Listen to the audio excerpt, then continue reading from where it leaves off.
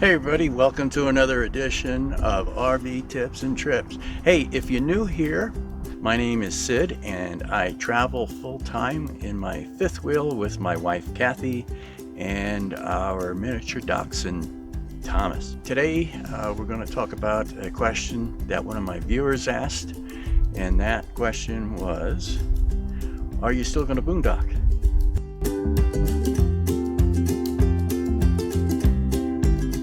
And the answer to that is yes.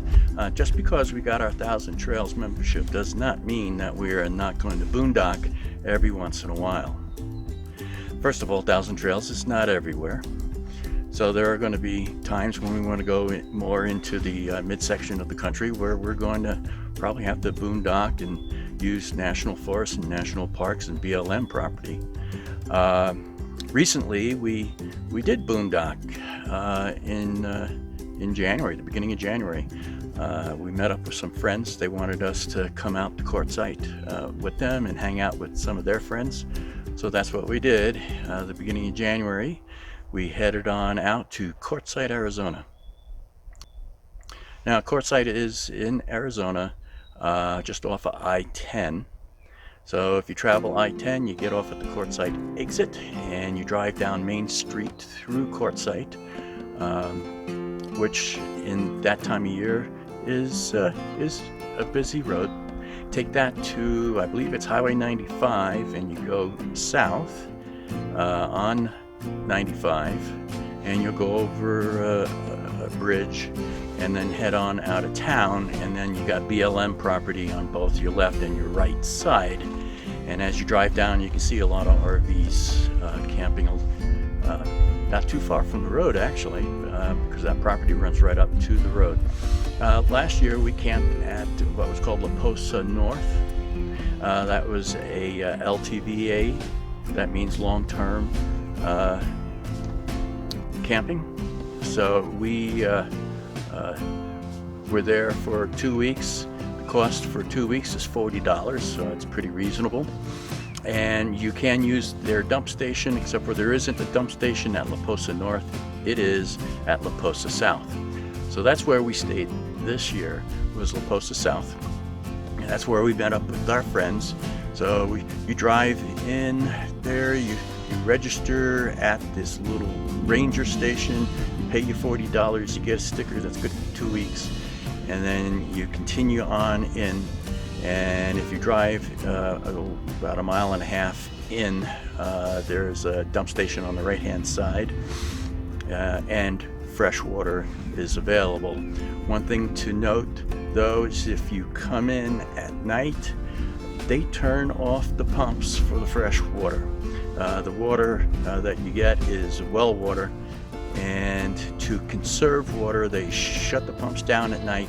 This way it gives time for the aquifer in the ground to kind of recharge itself, refill with water. So they turn that off at night. So if you're pulling in empty of water, just be aware of that if you're coming in after, I think they turn it off at 6 o'clock.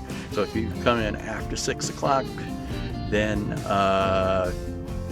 you're SOL basically for fresh water, and until the next day. So just be aware of that. I didn't realize they turned off the pumps. You do get water flow out of it even though the pumps are off, but let me tell you, it takes forever to get water because the water flow is very slow at that point. It's not a problem when the pumps are on, but we came in at night and didn't know, and so we were trying to fill up water for 2 hours. It was just crazy. Everybody was saying, hey, where are you guys? Anyway, so we stayed at La Posa South for 10 days. We stayed there for 10 days, even though we paid for two full weeks. Met up with some friends. We did the campfire thing at night, and we had big group gatherings to eat, and that was a lot of fun. And besides doing that, then we went into the town of Quartzsite. They have like flea markets going on before the RV show. They put up a big tent for an RV show that started around on, I think it was the 18th. We left just before the RV show started. So, but it was the flea market's good. It's a lot of fun. All sorts of things to be had: RV stuff and supplies and food vendors and just about everything you could imagine under the sun. Live music, of course, alcohol, some very interesting little like nightclubs set up. And then if you wanted to investigate RVs, there were RV dealers there with RV rigs, not in the big tent though, but down in behind where the flea market is, and you can go in and look at all sorts of RVs.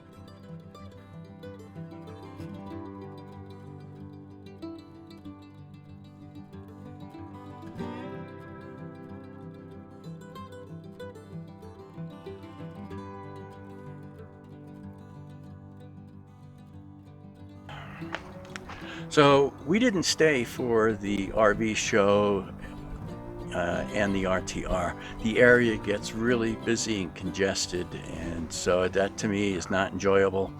I'd rather hang out with a smaller crowd, so to speak. So we took off just as the RV show event was to take place, and it was a good time. We were leaving and there was a line of people coming on in. So like I said, it gets kind of crowded.